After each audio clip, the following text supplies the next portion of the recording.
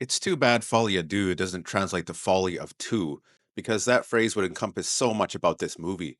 From its two main characters and its position as the second film in the series that really only needed one, all the way down to the dual nature of the movie, flip flopping back and forth between a character drama and a musical without excelling at either.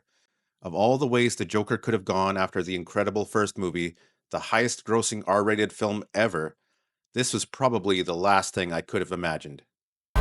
I got the sneaking suspicion that we're not giving the people what they want.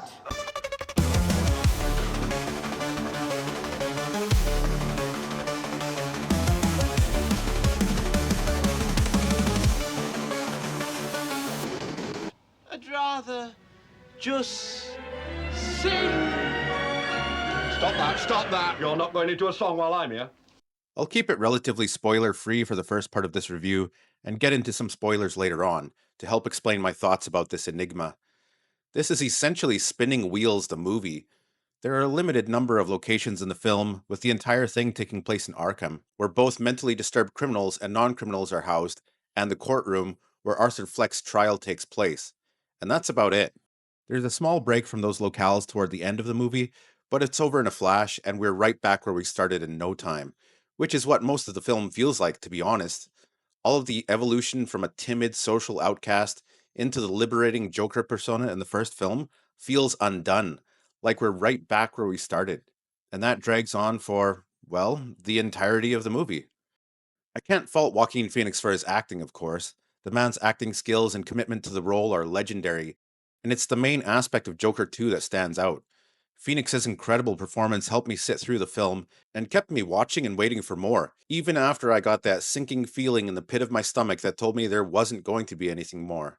Lady Gaga's Harley Quinzel, or Lee as they call her for most of the film, is portrayed well, but the character ends up being manipulative and unlikable. The emotions between Arthur and her feel rushed and unearned in the beginning, and pathetic and sad at the end. The chemistry between them just feels forced. It doesn't help that most of their relationship is reinforced through musical numbers that blur the lines between reality and fiction. These musical interludes could have been interesting if they gave you an insight into what was going on in Arthur's head or how the relationship between him and Harley is advancing. And an attempt of portraying that is made, but it doesn't feel effective at all. Most of the songs are simply about how in love they are, or Arthur and Harley singing alone about their feelings without developing anything about the characters or story whatsoever. This isn't Les Miserables we're talking about, where those songs drive the plot and emotions of the musical, forming the core of your empathy and sympathy for the characters. In Folie à Deux, they're mostly superficial or used as an escape from reality that really doesn't hit in the way it was probably intended. I'd say the songs could have been taken out entirely, except that the half of a movie you'd be left with wouldn't feel like much of a movie. That's to say, there isn't enough going on in the rest of the film to prop it up without the musical filler. And those songs largely feel just like that filler. It got to the point where I was like that guy in Monty Python and the Holy Grail. Something. Cut that out! Cut that out! And even Arthur himself comments on it later about how he doesn't want to sing anymore. He wants to talk to Harley instead. It's a meta moment and reflected my feelings exactly, and I don't think that was the intention. For me, the major issue is that the story is not interesting or exciting. It's a boring slog that goes nowhere, literally.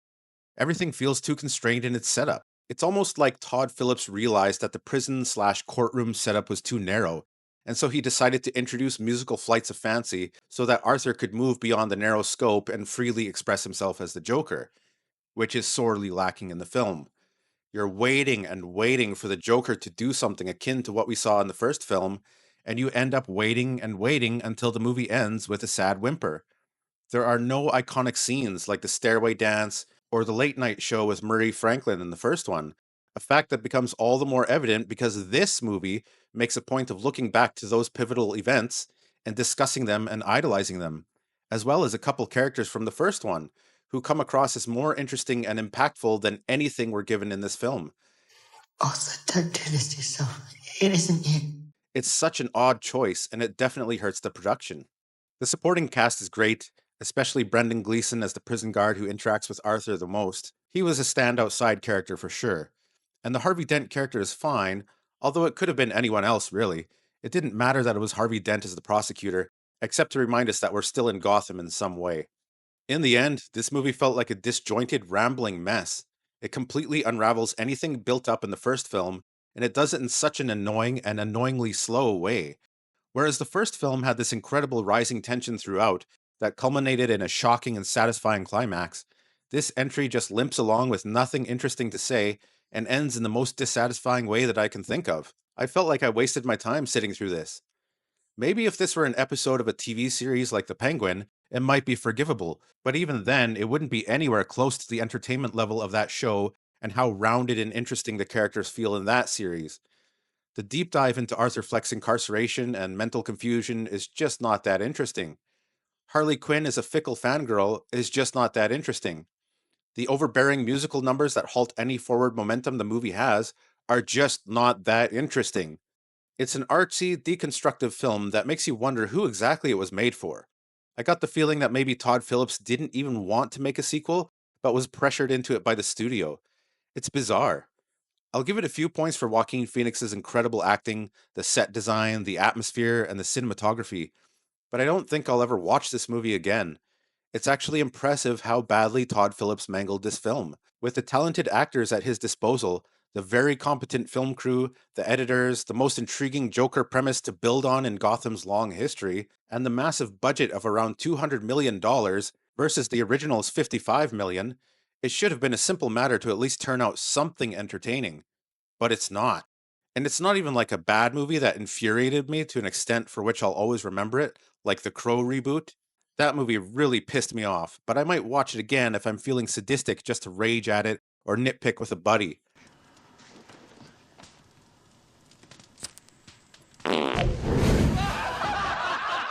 This movie is extremely unremarkable in its badness. It commits the one crime that the Clown Prince should never do: be boring. I'd give it a 4 out of 10. It was such a disappointment. Well, maybe you don't know who I really was. I'm going to get into some spoilers so I can give some solid examples of my disappointment, so stick around if you're interested. A term thrown around these days is agency, They took your agency. and Arthur Fleck has none in this movie at all.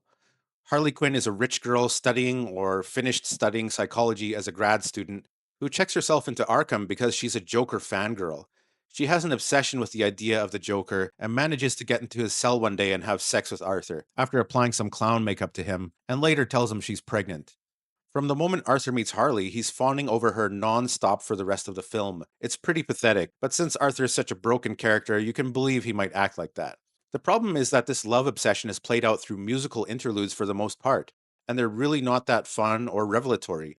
They just stop the flow of the narrative and slow everything down, and there are so many of them. Harley, it turns out, is manipulating Arthur and encouraging him to fully embrace the Joker.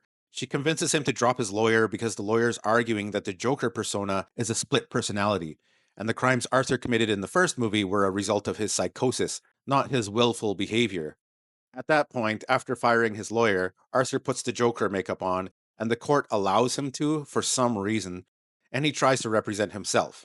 Now, this is 2/3 or more into the movie, and it's the first time we see Arthur with the Joker makeup on outside of musical numbers. And after he's confronted by Gary Puddles, the little guy he let live in the first movie after he killed his coworker, Arthur feels bad and realizes that he really isn't the Joker at all, and it's all just a fantasy. He says as much to the jury and wipes the makeup off. So we get to see the Joker makeup for maybe 20 minutes in this more than 2 hour long movie. That Gary Puddles scene, by the way, is a standout moment in the film. The acting is great, and Gary calls Arthur out for being the only person at work who didn't make fun of him. It's done in a really heartfelt way, and that's what convinces Arthur that he isn't the Joker after all, and that he's just been hiding behind that idea. Well, Harley doesn't like this, and she gets up and leaves the courtroom because Arthur's given up on the Joker persona, and so she's done with him. There was one moment when I thought the film was going to improve, and that's when a car bomb goes off outside the courtroom.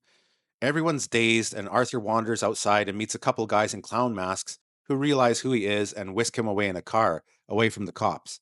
I thought this might be the moment when the Joker is free, and he has a couple henchmen to start his criminal enterprise with, but at the next red light, he jumps out of the car and runs away from his fan club.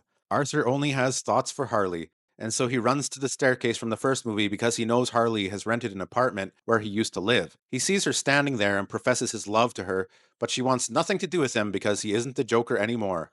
The police show up right after and return him to Arkham. Man, the whole movie is this boring slog of prison scenes, courtroom scenes, and musical interludes.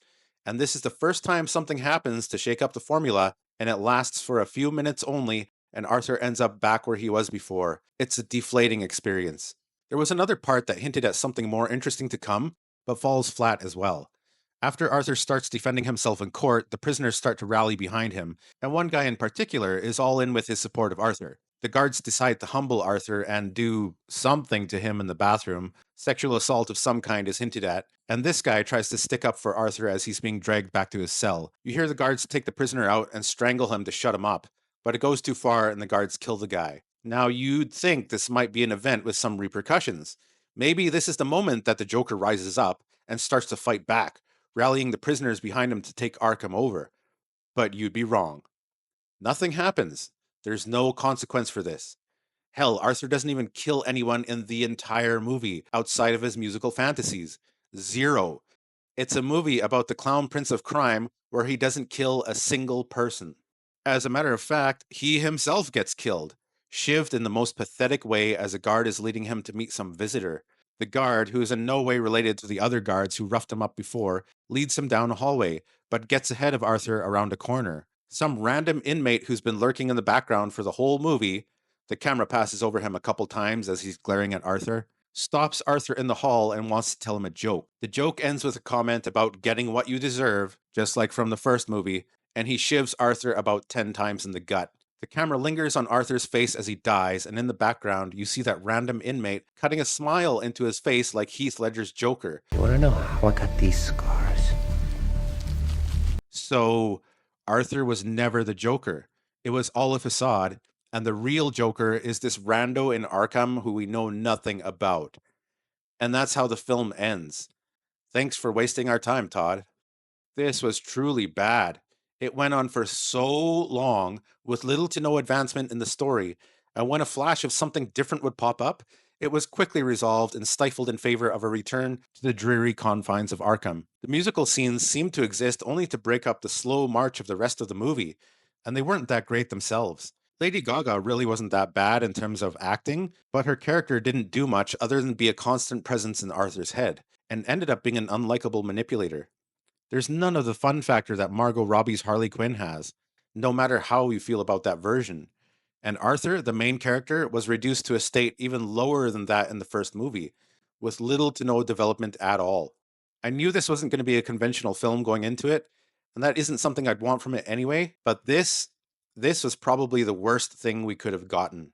It ends with such a sad whimper, and where I thought the first film was excellent and a 9 out of 10, and is infinitely rewatchable as well, this one is such a depressing descent into boredom, with the most unsatisfying ending I've seen in a long time. That Joker bait and switch was dirty. Oh, are you kidding me? Anyway, that's all I've got. Let me know what you think in the comments below, and thanks for watching. And no singing!